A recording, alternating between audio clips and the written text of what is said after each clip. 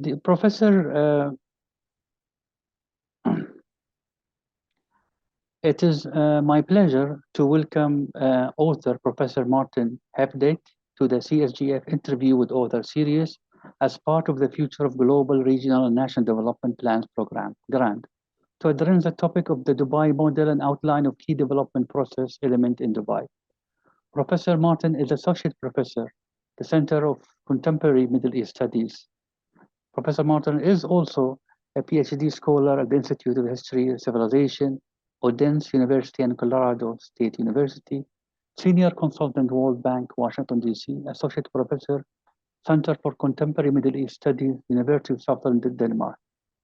Full Professor at University College of Sustainability, Science and Humanity, and Head of Department, Center of Contemporary Middle East Studies, University of Southern Denmark, Board Member, the Association of Development Researchers in Denmark, Chair, College Committee for Information Technology, Executive Committee Member, and Danish Representative in the European Association of Development Research and Training Institute. Member of the Working Group on E-Science and Digital Humanities set up by the Dean of Humanities, University of Southern Denmark.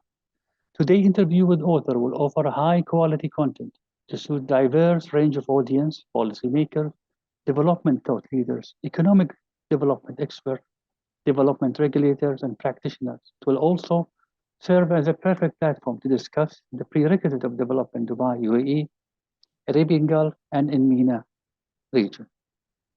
Welcome, Professor Martin. Thank you for having me. Thank you. Our first question, Professor Martin, what was the limitation of the strategic trajectory model when applied to the case of Dubai? Well, I start out my writing on the Dubai model by looking at other researchers' attempts to describe what was going on basically in Dubai in the 1990s, and I found this model by Sampler and Eichner called the strategic trajectory model, and I explained that in the article. And it basically is a model that focuses only on management.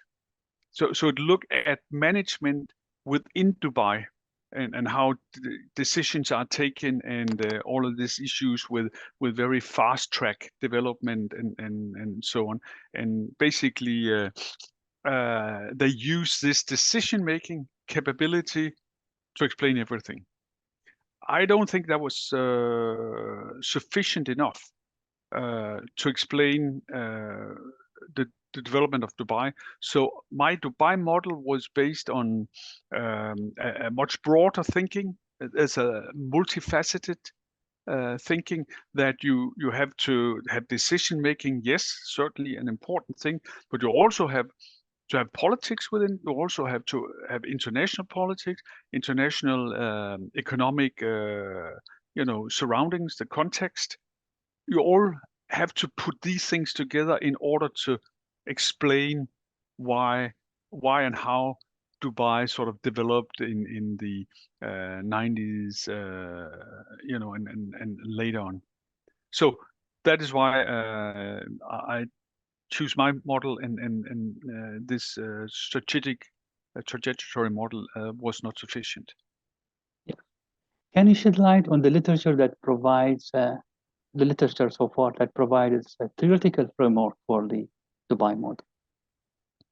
Yeah, talking about development, you always you are in this very broad academic field of development, economic development or development theory, and sort of at the foundation of these things are the economic models that tells us how development takes off or is pursued, and the sort of older model that was sort of running between Second World War and the 1980s was this Solov growth model, which basically said, well, if you have capital, you have land, and you have labor, you mix these factors and you get growth.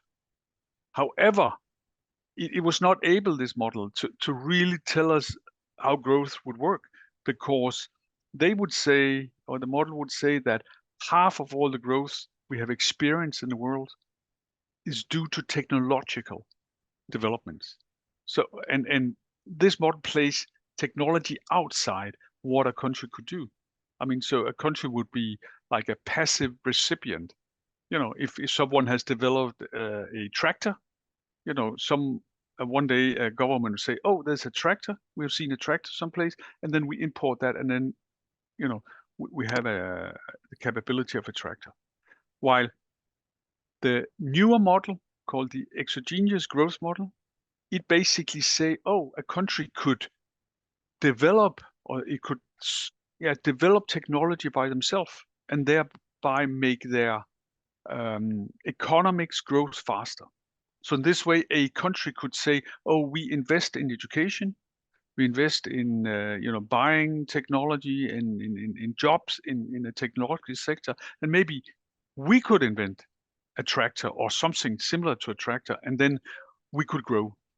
And from the basically from the 1990s, this endogenous growth model were the dominating model. And when I look into Dubai's development, it is certainly the model that has been influential. It's been written in all the development plans and so on, and it has been, you know, physical invested in technology and so on in order to growth at a fast rate. So these are sort of the thinking. I will later say a little bit about something called developmental state theory, which I think is the second major type of theory that has impacted the growth model of Dubai. Very good, Professor.